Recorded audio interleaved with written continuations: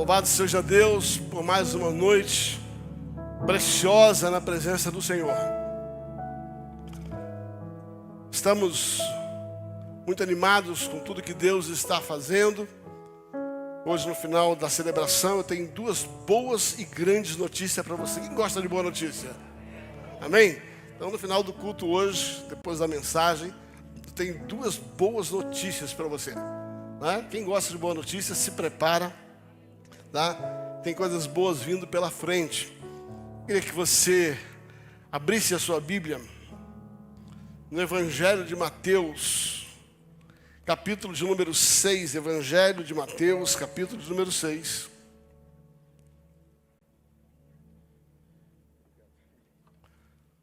A partir do verso 1.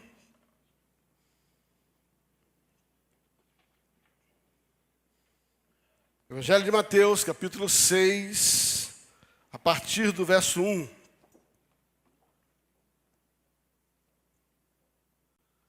Vamos ler até o verso de número 21. Guardai-vos de exercer a vossa justiça diante dos homens, com o fim de serdes vistos por eles. Doutra sorte, não tereis galardão junto ao Pai Celeste. Quando, pois, deres esmola, não toques trombeta diante de ti, como fazem os hipócritas nas sinagogas e nas ruas, para serem glorificados pelos homens. Em verdade vos digo que já receberam a recompensa. Tu, porém, ao dares esmola, ignore a tua mão esquerda o que faz a mão direita, para que a tua esmola fique em secreto, e o teu Pai que te vê em secreto te recompensará. E quando orares, não sereis como os hipócritas, porque gostam de orar em pé nas sinagogas e nos cantos das praças, para serem vistos dos homens. Em verdade vos digo que eles já receberam a recompensa.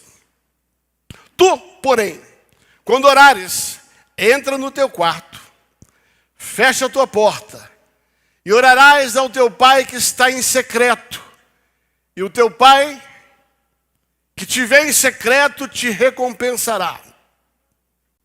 E orando, não useis de vãs repetições como gentios, porque presumem que pelo seu muito falar serão ouvidos. Não vos assemelheis, pois, a eles, porque Deus, o vosso Pai, sabe que tendes necessidades antes que lhe peçais.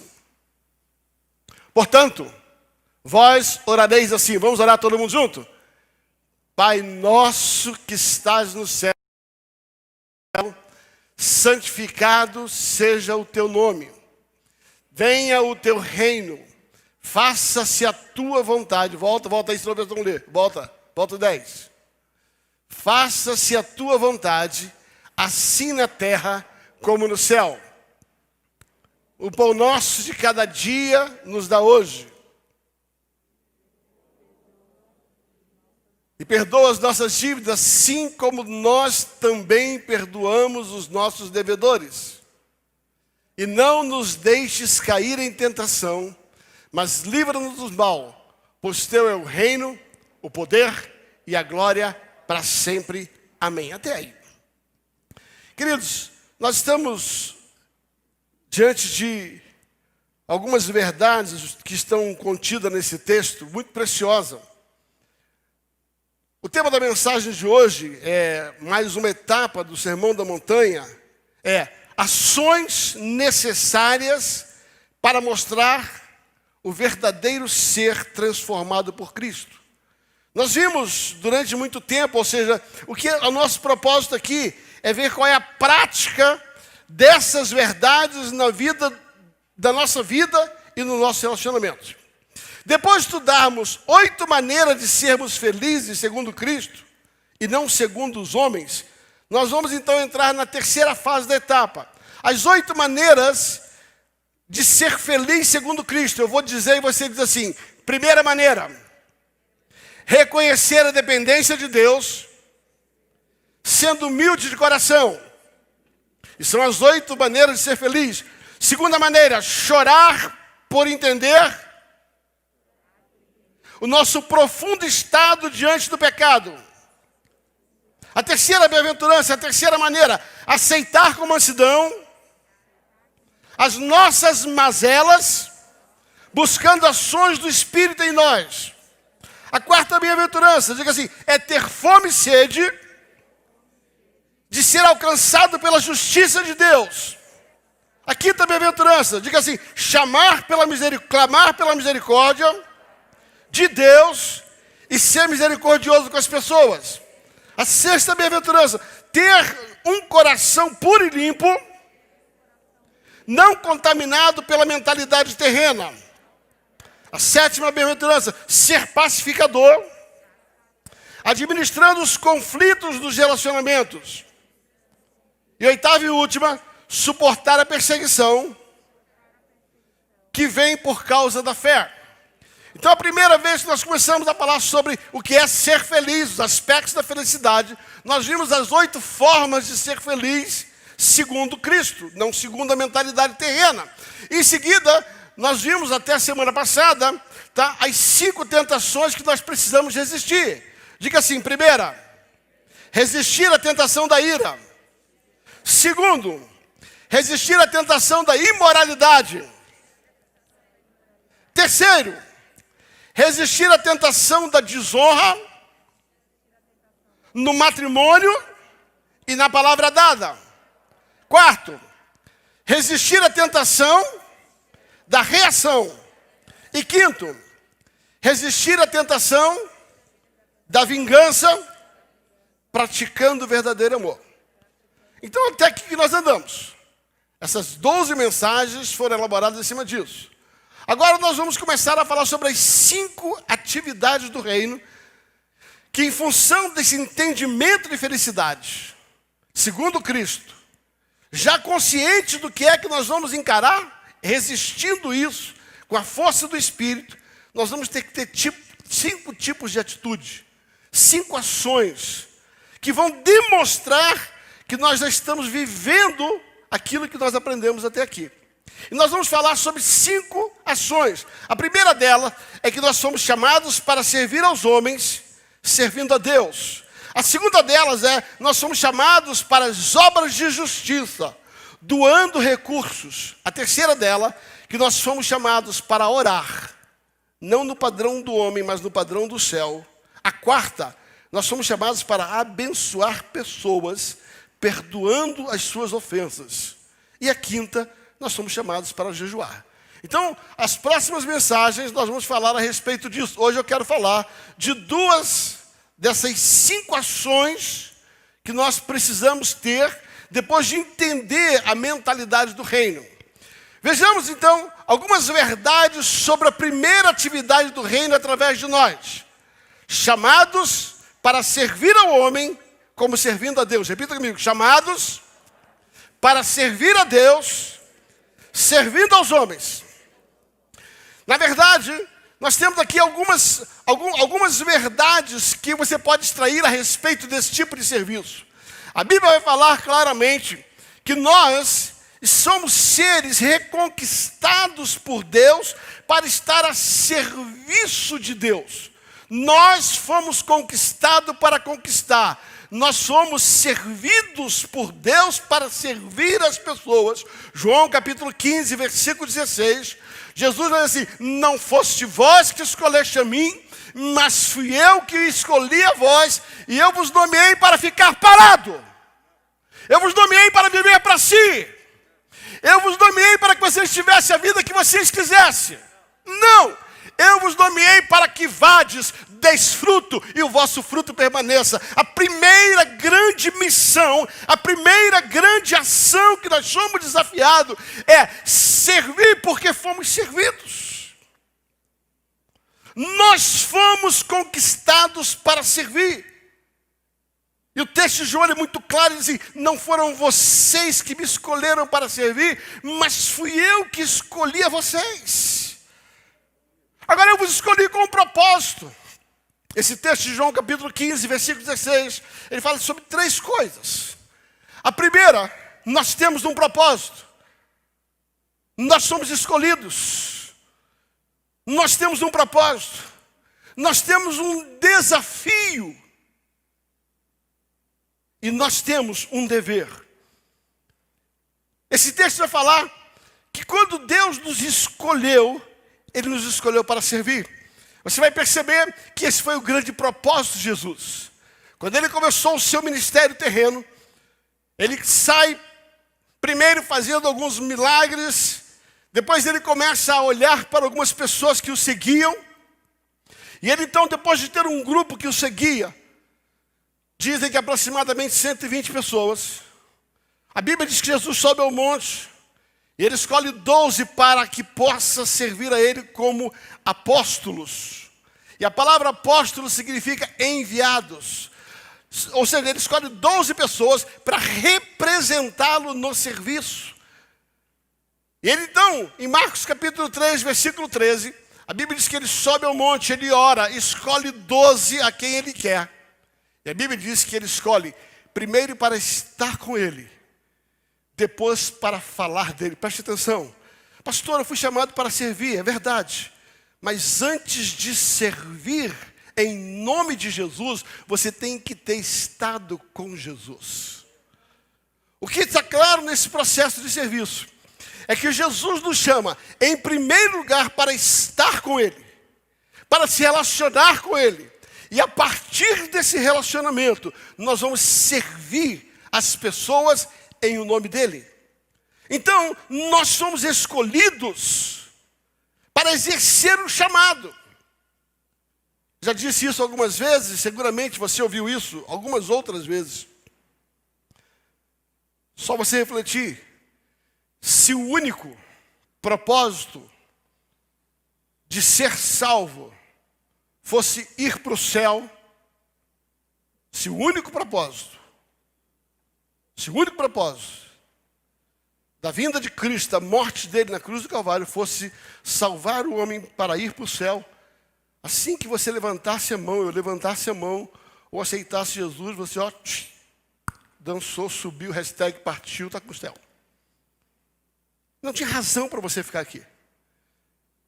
Se o objetivo de Jesus Cristo fosse exclusivamente a salvação, Ele teria nos alcançado e depois de alcançar, Ele teria levado. Cá entre nós, eu conheço algumas pessoas e a minha oração por essas pessoas é exatamente assim: Senhor, salva e leva. Você vai entender o que eu estou dizendo. Tem algumas pessoas que são tão difíceis, já tiveram tantas oportunidades, e foram e voltaram, que eu oro e digo assim: Senhor, salva e vaza com ele daqui. Porque se ficar aqui, além de desviar, não vai servir. Mas eu confesso a você, que quando eu vejo um crente que não entende a importância de servir, eu também tenho vontade de orar assim. Eu vou repetir. Se por um lado, quando eu vejo alguém muito teimoso, que se desvia com facilidade, volta para o pecado, depois de ter tido um encontro importante com Deus, e a minha oração por essas pessoas já tem sido assim. Agora existe um grupo de cristãos que eu vejo que não tem vontade nenhuma de servir. E aí eu tenho vontade de orar desse jeito: Senhor, se esse cabra não quer servir, vaza com ele. Porque nós fomos chamados para servir. Olha esse texto aqui. Servir é a essência do cristianismo. Mais uma vez, Jesus mostra o contraste com a mentalidade terrena da mentalidade do reino dos céus. Você vai perceber que, mais uma vez, nesse quesito, também há um entendimento errado do que é serviço. Vá comigo até Lucas, capítulo número 22, de 25 a 27, Lucas capítulo 22, de 25 a 27. Mas Jesus lhe disse: Os reis dos povos dominam sobre eles, e os que exercem autoridades são chamados benfeitores. Mas vós não sois assim. Pelo contrário, o maior entre vós seja como o menor, e aquele que lidera, que dirige, seja o que serve. Versículo 27. Pois qual é o maior? Quem está à mesa ou quem serve? Porventura, não é quem está à mesa? Pois no meio de vós, eu sou como quem serve.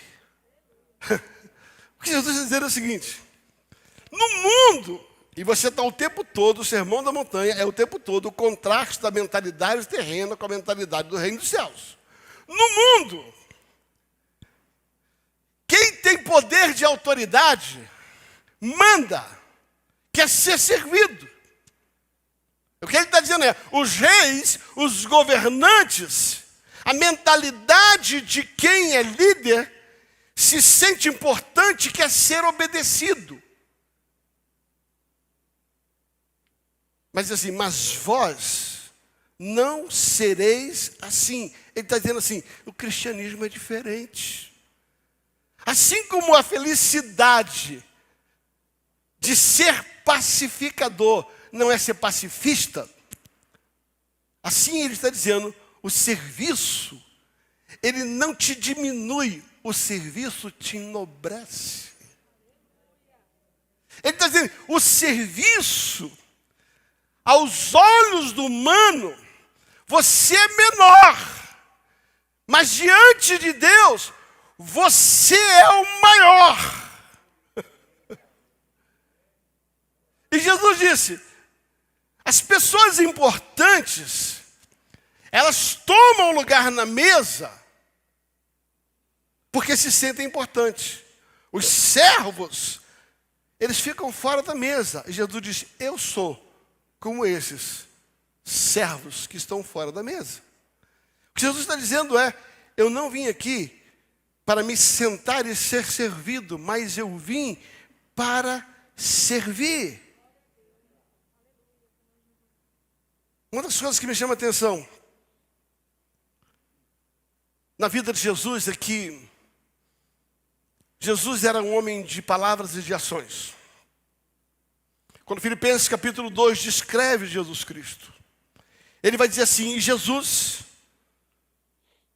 mesmo sendo Deus, ou seja, ele era o maior, não usurpou ser semelhante a Deus, mas tomando forma de homem, de servo. Algumas versões vai falar servos.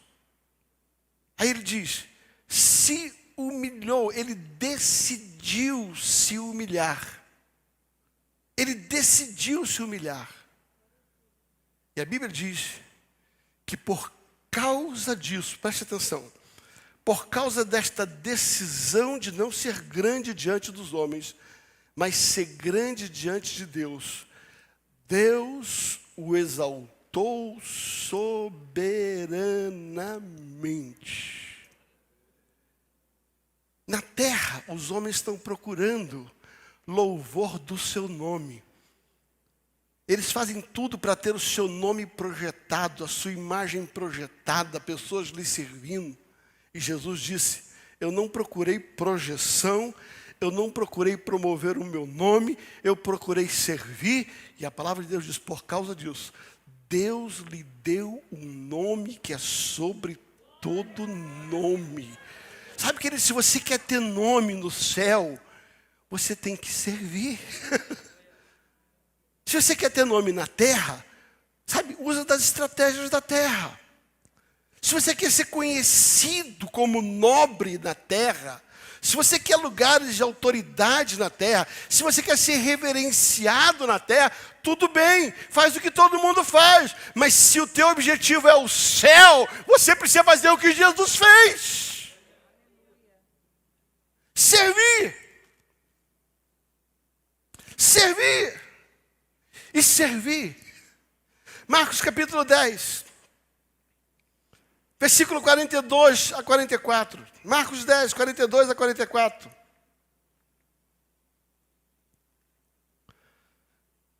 A Bíblia Sagrada vai dizer assim, mas Jesus, Marcos 10, 42, 44. Mas Jesus, chamando para si, disse, sabeis que o que julgam ser príncipes dos gentios, deles se assenhoreis, e seus grandes usam de autoridade sobre eles. Versículo 43. Mas entre vós não é assim.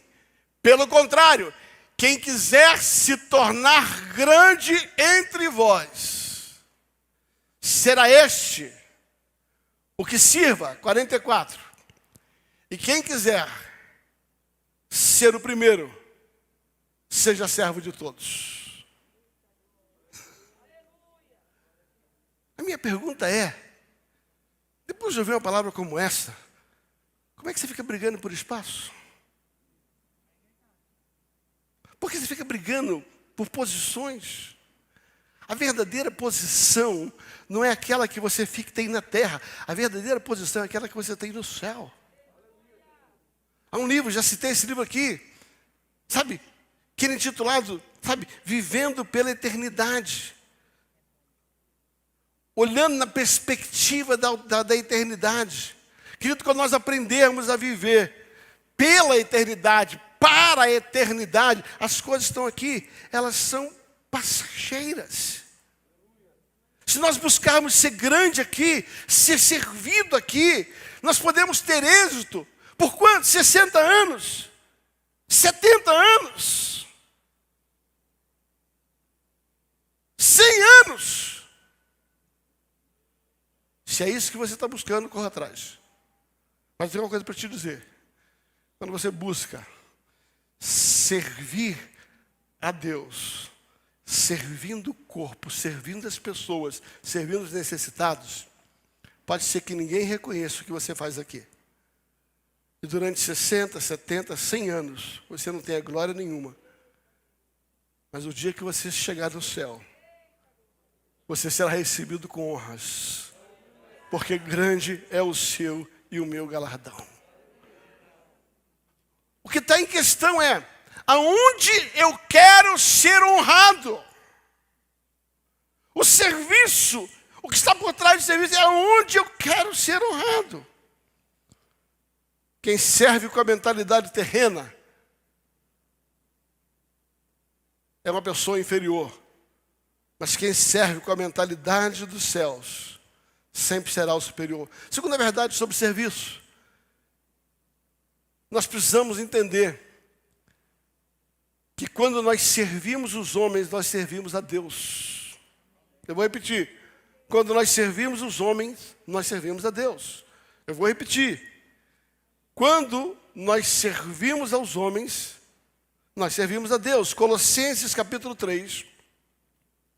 Colossenses capítulo 3, versículo 22 em diante, ele vai dizer: servos, obedecei com tudo a vossos senhores, segundo a carne, não servindo apenas sobre vigilância, visando tão somente agradar ao homem, mas em singeleza de coração, temendo ao Senhor. Sirva aos homens temendo ao Senhor. Versículo seguinte: e tudo quanto fizeres, fazei de todo o coração, como para o Senhor, e não para os homens. Quando nós servimos corretamente, eu não estou de olho no reconhecimento do homem, eu estou de olho no reconhecimento de Deus. Por isso, é que não importa quem é a pessoa que está sobre mim, qual é o caráter da pessoa que está sobre mim. Eu não vou servir essa pessoa porque ela é boa, ou vou deixar de servi-la porque ela é ruim, porque eu estou servindo aquela pessoa como servindo ao Senhor. Então eu olho para a pessoa e não vejo ela, eu vejo Deus atrás dela. Quando eu não vejo, eu vou sempre olhar os defeitos. E os defeitos vão querer dizer para mim, esse merece ser servido, esse não merece ser servido. Você está entendendo o que eu estou dizendo? Mas quando eu paro de olhar o homem, para olhar a quem eu sirvo, a quem eu sirvo. Deixa eu falar uma coisa aqui para você que trabalha fora. Você que trabalha fora, você serve a empresa que te contratou. Sim e não. Você serve ela, você recebe o salário, ela paga teu salário e você serve ela. Mas se você só está trabalhando por causa do teu salário, qualquer coisa vai fazer você mudar daquela empresa, você vai ficar chateado, deixar de chatear. Mas quando você vai para aquele trabalho, você entra naquela empresa, Senhor, eu estou servindo ao Senhor, com a minha vida, eu consigo servir essa empresa. Entenda, sabe, você não pode trabalhar por causa do salário, você tem que trabalhar por causa da recompensa celestial. Quando você tem a mentalidade de que aonde você trabalha para Deus naquele lugar. Pastor, mas o dono, ele não é lá cristão, pelo contrário, ele tem umas crenças comprometidas. Querido, eu não vejo a pessoa nem o que ele faz, eu vejo a quem eu sirvo naquele lugar, independente do que ele faz. Independente do que ele faz. Que fica mais leve você trabalhar, fica mais leve você pegar o serviço. Deixa eu te contar um segredo. A tua empresa, ela paga o teu salário, mas só Deus te dá a recompensa do teu coração. A empresa, ela te devolve em dinheiro o que você dá para ela em ações. Mas Deus, Ele te devolve uma recompensa, aquilo que você dá em coração. O que está por trás do serviço é o coração. Olha o que diz lá em Efésios capítulo 6, versículo de 6 a 8. Efésios 6, de 6 a 8, não servindo de vista, como para agradar os homens, mas como servos de Cristo, fazendo de coração e de má vontade. Não, de coração e de boa vontade, servindo com boa vontade, como ao Senhor, e não servindo aos homens. Versículo 7. Certo de que cada um, se fizer alguma coisa boa, receberá isso outra vez de quem? Do Senhor, quer seja servo, quer seja livre. Um dos exemplos bíblicos que mais me chama a atenção, a respeito dessa questão de você servir, e aqui não estou falando só servir profissionalmente, aqui eu quero abranger essa questão do serviço em todos os aspectos. Eu sirvo quando eu trabalho para uma empresa, mas eu também sirvo quando eu atendo a necessidade de alguém. Eu sirvo quando eu consigo acolher uma pessoa necessitada. Eu sirvo quando eu consigo ir à casa de alguém fazer uma visita. Eu sirvo quando eu oro. Eu sirvo quando eu dou alimento. Existem uma infinidade de serviços. A Bíblia diz, seja para quem for. Recentemente, alguém me perguntou assim, pastor, uma pessoa que não é da igreja entrou aqui. E ela veio pegar uma cesta, mas eu fiquei meio, não vou, sabe, fiquei pensando, puxa vida, porque ela veio cheia de coisa, mostrava uma maneira como ela se vestia, e estava cheia de meio santo, meio que não sei o quê, e estava parecia uma pessoa, sabe, que tinha compromissos que não eram com Deus. Eu falei, o que você fez? O que você fez? Eu falei, ainda bem. Queridos, nós não damos cesta básica porque o cara é crente, nós damos cesta básica porque nós somos crentes. Eu vou repetir. Nós não damos cesta básica porque a pessoa é crente. Nós damos cesta básica porque nós somos crentes. Eu não atendo uma pessoa porque ela é crente e não atendo a outra porque não é. Eu atendo porque eu sou. Eu sou crente. E a partir daí, nós vamos servir. E servir e servir. Quando nós definimos e fechamos o cerco a respeito de serviço, nós estamos servindo o homem e aquilo que nós julgamos ser o homem.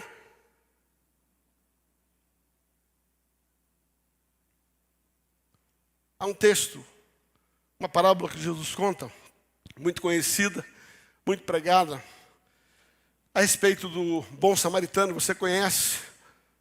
E ali havia um sacerdote e um levita que passaram por aquele homem que estava espancado à beira da estrada, quase morto.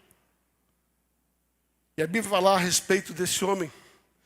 E a Bíblia diz que o crente, que tinha uma função sacerdotal, e os levitas, que serviam a Deus, não foram capazes de servir aquele homem.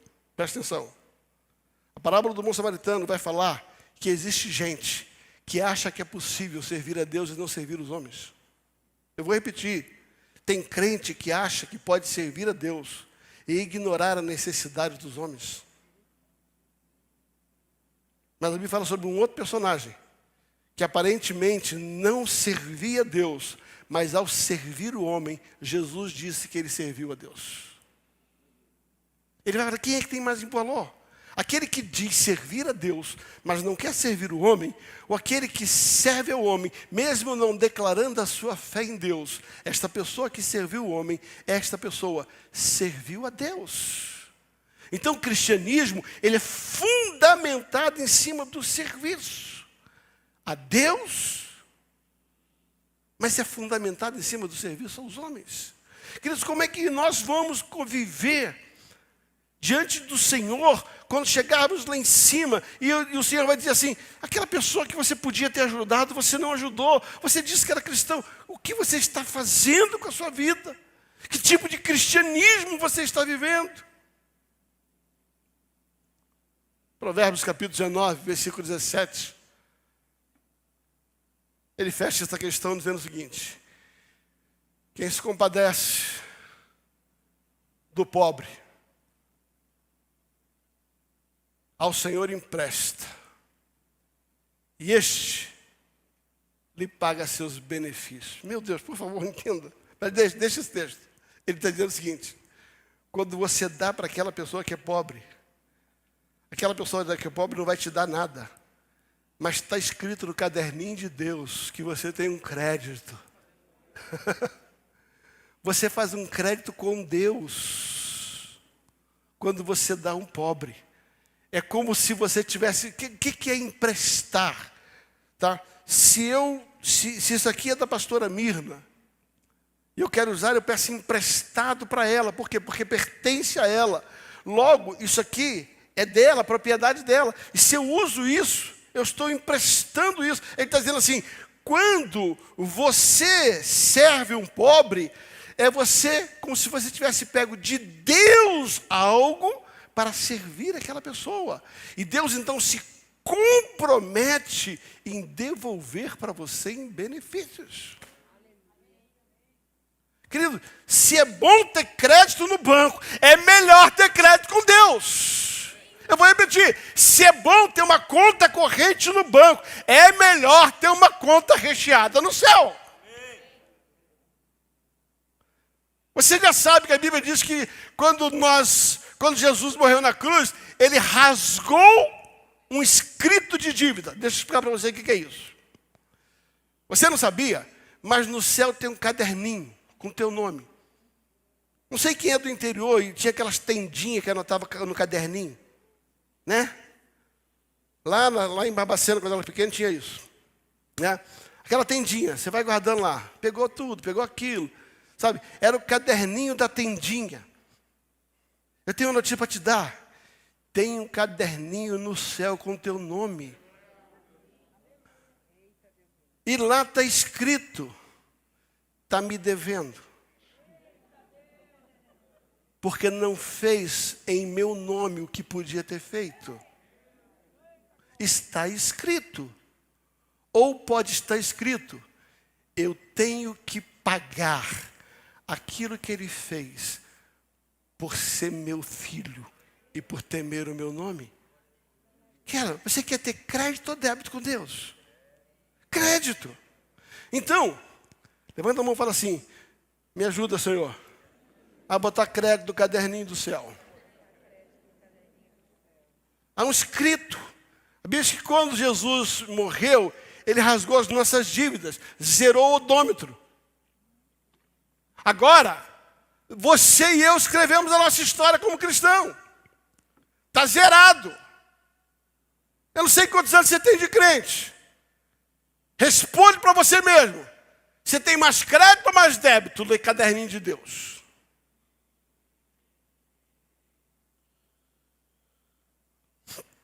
Terceira verdade a respeito do serviço.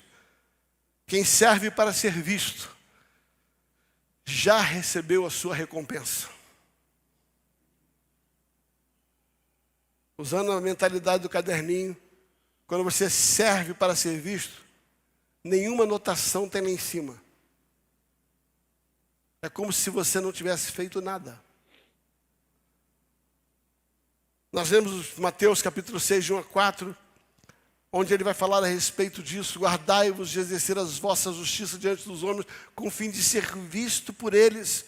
De outra sorte não tereis a galardão, recompensa junto ao Pai Celestial. Queridos, o que Jesus ensina com esta afirmação? Algumas verdades que Jesus ensina a respeito de servir sem esperar recompensa. Servir esperando a recompensa do céu. Algumas verdades. Verdade número 1, a respeito do serviço, sem recompensa. Presta atenção, o que Jesus quis ensinar com esta afirmação é o cuidado para não se promover mostrando o que faz. Fala comigo, cuidado para não se promover mostrando o que está fazendo. Olha o versículo, diz assim, guardai-vos de fazer esmola diante dos homens. Ou seja, cuidado para não se promover por aquilo que você faz, para ser visto por eles. Aliás, não tereis galardão junto ao vosso Pai que está no céu. Primeira coisa que ele está ensinando é cuidado para você não se promover em cima do que você faz. Eu fico preocupado quando eu vejo uma necessidade quase doentia das pessoas ficarem postando fotos, anunciando o que faz. Porque a minha preocupação é que se você já se sentiu realizado pelo reconhecimento humano, você não tem nada para receber de Deus. Quando aquilo que fazemos tem como único propósito ser reconhecido, a Bíblia diz que você não tem nenhum galardão. Outra verdade diz assim, cuidado para não se promover, induzindo outros a fazer propaganda de você. Uma coisa é você fazer propaganda de você. A outra, você tem que ter cuidado para não induzir os outros a fazer. Sabe aquele falso humilde? Eu não faço mais, Eva, posta lá para mim. Sabe quando você faz e você joga na artimanha para alguém promover você? Eu vou repetir. Ainda que você não se promova escancaradamente, quando você induz alguém a te promover, você também não recebe nada do que você fez. O versículo 2 vai falar sobre isso. Ele vai dizer assim, quando pois deres esmola, não faça tocar trombeta, não peça para alguém anunciar o que está fazendo.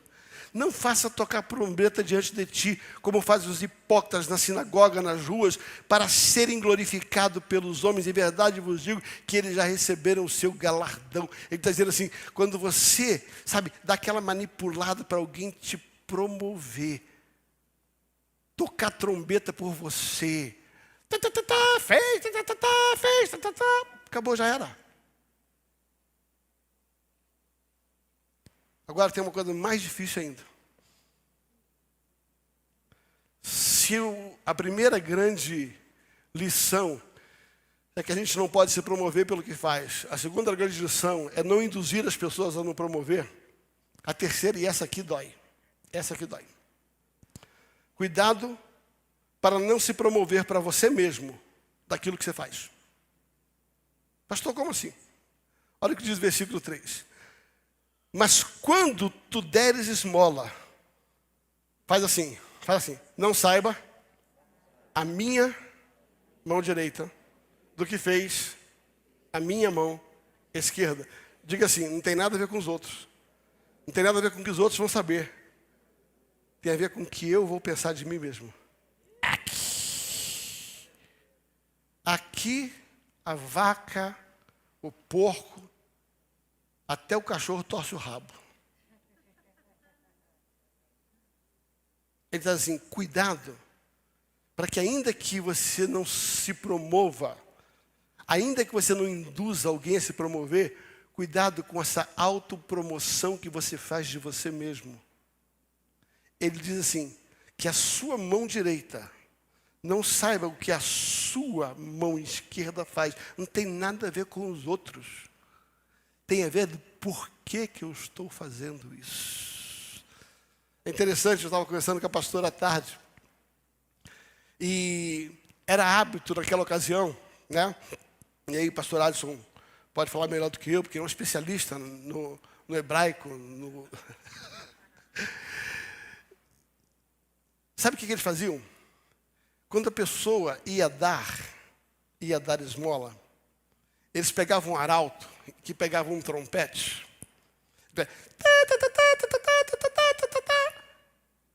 Então tocavam uma trombeta na esquina da praça.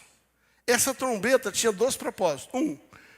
Os pobres que ouviam aquela trombeta, eles diziam assim, sabe, está na hora de buscar minha esmola. Né? Mas do outro lado cheguei. Eu cheguei. Estou aqui. O que Jesus condena não é só a promoção da internet, não é só a foto.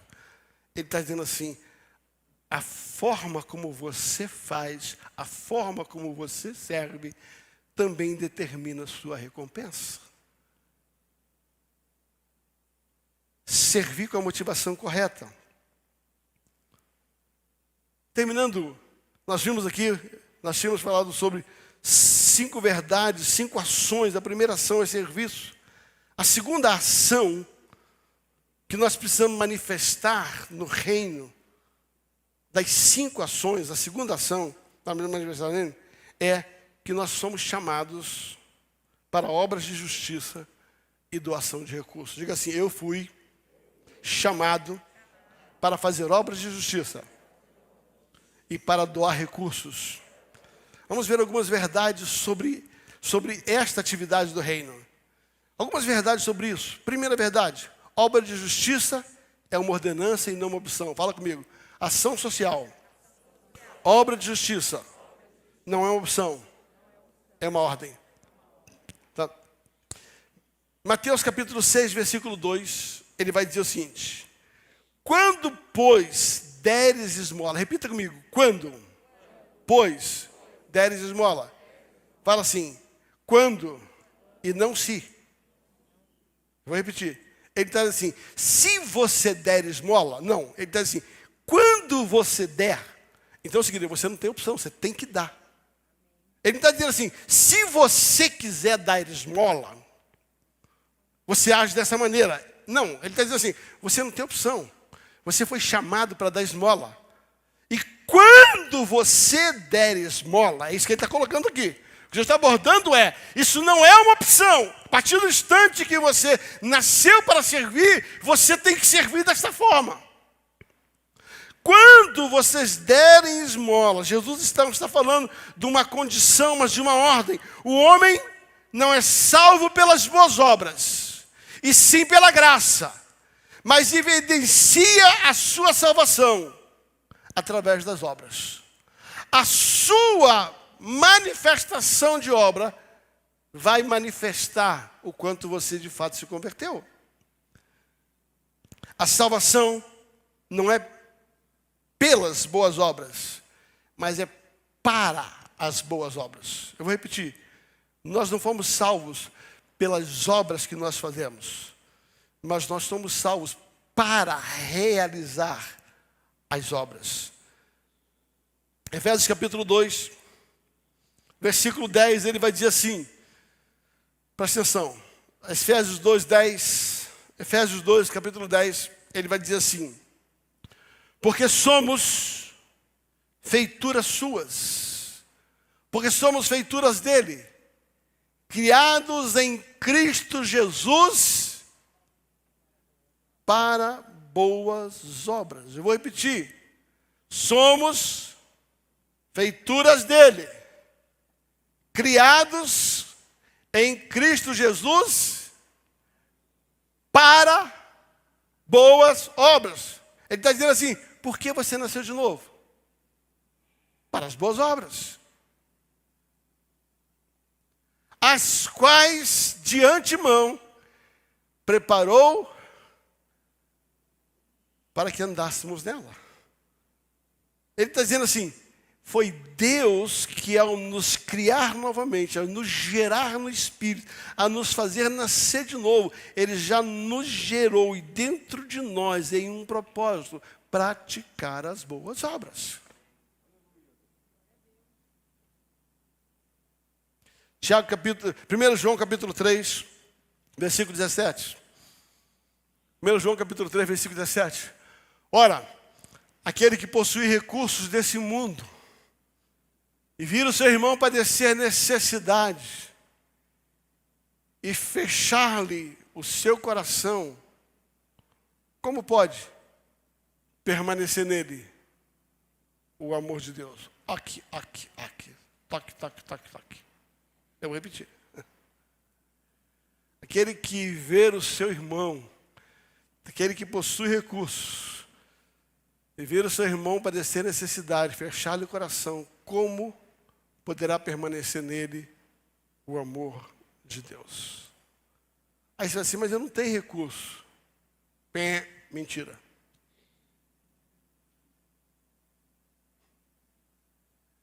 Ninguém tem tão pouco que não possa repartir. Eu vou repetir. Ninguém tem tão pouco que não possa repartir com quem tem menos. Já contei aqui, se não me engano, no Dia das Mães, ano passado. Essa era o dom da minha mãe. Ela vinha de uma família muito pobre e não tinha como. A gente tinha pouca coisa, mas a pouca coisa que tinha era sempre dividido.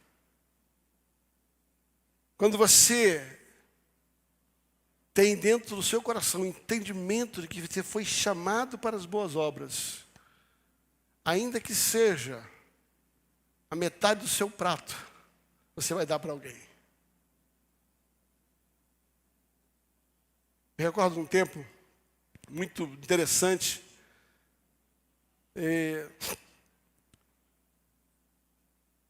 Eu vivi um tempo muito difícil, bastante aperto.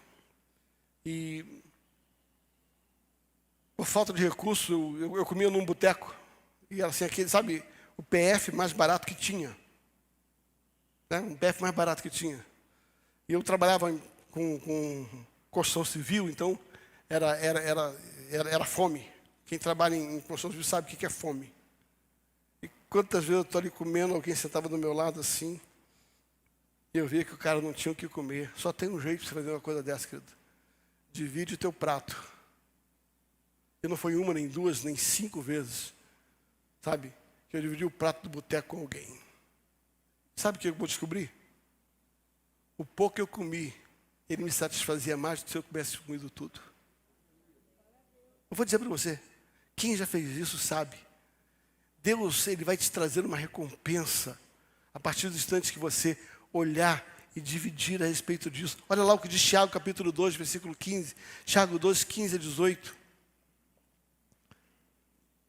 Ele vai dizer assim, se o irmão, olha a partir do versículo 15, ele diz assim, se um irmão ou uma irmã estiver carecido de roupa ou necessitado de alimento, meu Deus, olha só, presta atenção. Se um irmão, volta lá, se um irmão ou uma irmã estiverem carecidos de roupas e necessitados de alimento cotidiano, volta lá, mais um, 16.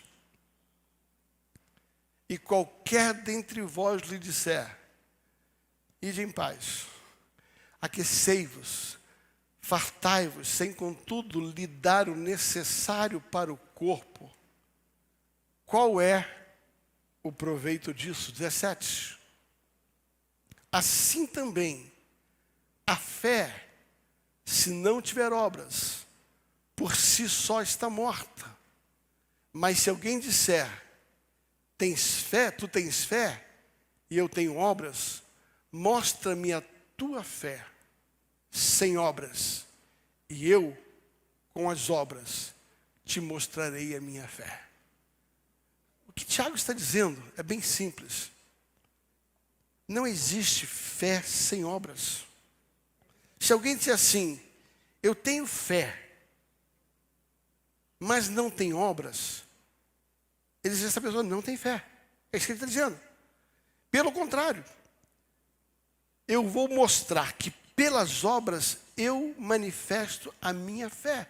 Do que ele está falando? Ele está dizendo assim, porque quem entende a respeito do servir a Deus, servindo ao outro, vai fazê-lo porque sabe que Deus reconhece isso como um ato de fé. A obra é feita como um ato de fé. Mas ele continua dizendo o seguinte, sabe, me chama muita atenção a respeito disso. Que você vai perceber que Deus está atrás de pessoas que servem com o que tem. Tem pessoas que dizem assim, quando eu tiver aquilo eu vou servir. Não, sirva com o que você tem, que Deus vai dar mais para você servir mais. Eu vou repetir, sabe, você não tem que esperar ter tudo para começar a servir. Sirva com o que você tem, que Deus vai acrescentar ao que você tem, o que você precisa. Aquela mulher que serviu ao profeta, ela serviu com aquilo que ela tinha, e ela teve o sustento da sua casa. Aquela viúva que foi até Eliseu, clamando, ela serviu o que podia, e ela foi servida. Deixa eu colocar algo para você. Tudo que você coloca na mão de Deus, multiplica. Aqui tem uma fórmula santa, sagrada de prosperar. Dê o pouco que você tem, que vai virar muito. É uma colheita, é uma semeadura. Havia um menino que decidiu ouvir Jesus, e sua mãe tinha feito um lanchinho para ele. Em se tratando de um menino, de uma criança, a coisa ficou muito mais interessante. Porque criança, tudo é meu, né? A Bíblia diz que ninguém tinha o que comer, aquele menino tinha. Então aquele menino pegou e ele colocou o pouco que ele tinha na mão de Jesus, 5 pães e 2 peixes. Você não precisa ter muito para Jesus multiplicar, mas coloca o que você tem, que ele multiplica. Nós não vamos conseguir resolver o problema do mundo com o dinheiro que nós ganhamos, mas quando nós colocamos isso a serviço de Deus, aí Deus ajuda a multiplicar isso. Uma das coisas que me chama a atenção é que muita gente não entendeu algo. Muitas vezes nós não somos só punidos pelo que fazemos, mas também nós somos punidos pelo que deixamos de fazer. Eu vou repetir. Muitas vezes a punição não é só pelo egoísmo, mas é pela omissão. Olha esse texto, Ezequiel 16:49.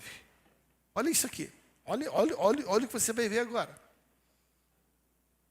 Eis que foi esta a iniquidade de Sodoma, tua irmã.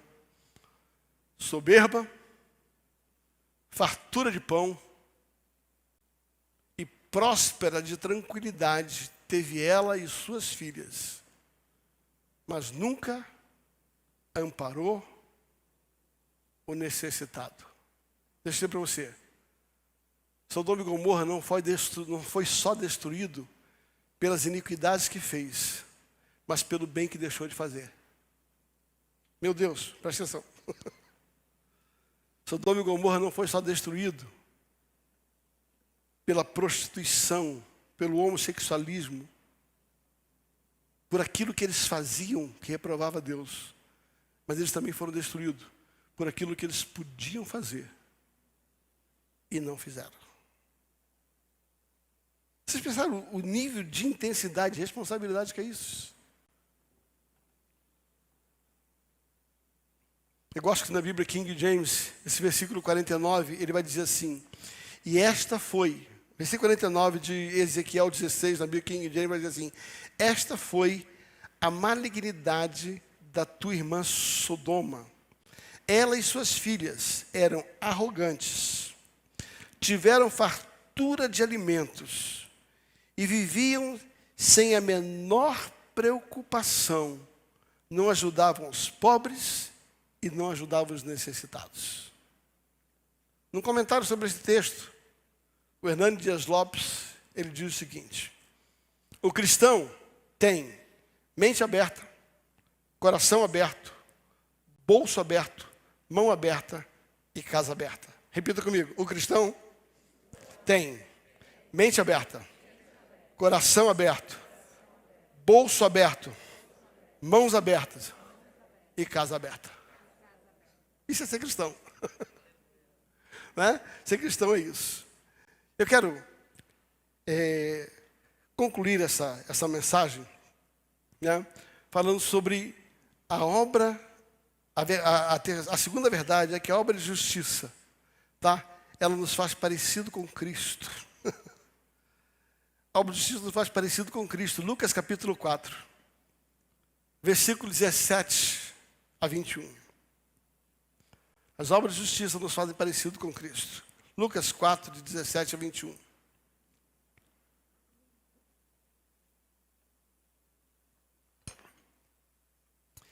Então lhe deram um livro da profecia de Isaías. Abrindo o livro, achou no lugar onde estava escrito: o Espírito do Senhor está sobre mim, pelo que me ungiu para dar boas novas aos pobres, dar boas notícias aos pobres. A palavra evangelizar significa dar boa notícia. Ele enviou-me a proclamar a libertação dos cativos, a restaurar a vista dos cegos, para pôr em liberdade os oprimidos, e apregoar o ano aceitável do Senhor. Até o 21. Tendo fechado o livro, devolveu-lhe o assistente e assentou. Todos na sinagoga tinham os olhos fitos nele. Então passou Jesus a dizer: hoje se cumpriu a escritura que acabais de ouvir. Sabe, Jesus está dizendo assim, aquilo que Isaías profetizou, que haveria um espírito que viria sobre um profeta. E o que esse profeta, ao receber esse espírito, faria, seria socorrer o pobre, evangelizar o pobre, curar o doente, libertar os cativos. Ele está dizendo assim: Jesus foi chamado para as obras de justiça. O ministério de Jesus está baseado nisso. A Bíblia diz que Jesus era movido de íntima compaixão. Jesus era movido de íntima compaixão. Sabe? E quem é movido de íntima compaixão, preste atenção, quem é movido de íntima compaixão, provê alimentos aos famintos. Fala comigo: quem tem íntima compaixão, provê alimento aos famintos. Mateus 15, 32, vai dizendo assim, ó: e Jesus, chamando os seus discípulos, disse: tenho compaixão da multidão, tenho compaixão dessa gente, porque há 3 dias permanece comigo, e não tem o que comer, e não quero despedi-lo em jejum, para que não desfaleçam no caminho. Quem tem íntima compaixão, dá comida. Quem tem íntima compaixão, cuida. Fala comigo: quem tem íntima compaixão, cuida e ensina. Marcos capítulo 6, versículo 34. Jesus saindo, Marcos 6, e desembarcou. Jesus viu uma grande multidão e compadeceu-se dela, e teve íntima compaixão dela, porque eram como ovelhas que não tem pastor, e passou a ensiná-las muitas coisas. Quem tem íntima compaixão, cuida. Quem tem íntima compaixão, ora para que as pessoas sejam curadas. Mateus capítulo 14, versículo 14. Jesus, saindo, viu uma grande multidão, e possuído de íntima compaixão para com ela, curou os enfermos. Mas quem tem íntima compaixão também provê descanso ao que está cansado Marcos capítulo 9, versículo 36. Marcos 9, 36. E vendo as multidões, no 34, Marcos 9, 34. Marcos 9, 34. Mas eles guardaram em silêncio, porque o caminho haviam discutido ou não. Não é isso. Então eu peguei o texto errado aqui. E Jesus, saindo, viu uma grande multidão e teve compaixão deles, porque eram ovelhas como não tinham pastor. E começou a ensinar-lhe e dar-lhe muitas coisas. Deus vai prover isso. Eu quero concluir esta palavra através de um grande desafio.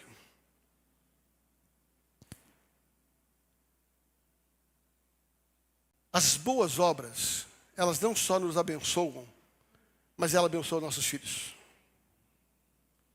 As boas obras não só nos abençoam, não só abençoam as pessoas, mas abençoam a sua casa, abençoam os seus filhos. Se não é suficiente o teu amor pelo próximo para fazer boas obras, se não é suficiente o seu amor por você mesmo, porque tem as recompensas disso, crie um legado para os teus filhos. Aquilo que você faz por alguém, o Ministério de Adoração já pode subir. Aquilo que você faz por alguém em nome do Senhor, a sua descendência colhe. Há uma história na Bíblia que me chama muita atenção. É a história de um homem chamado Barzilai. Quem já ouviu falar sobre esse homem? Seja de verdade, quem é? Faz assim com a mão. Quem já ouviu falar sobre o tal do Barzilai? Quase ninguém, né? Está lá em 2 Samuel capítulo 9. Não, está lá. Barzilai está em 2 Samuel capítulo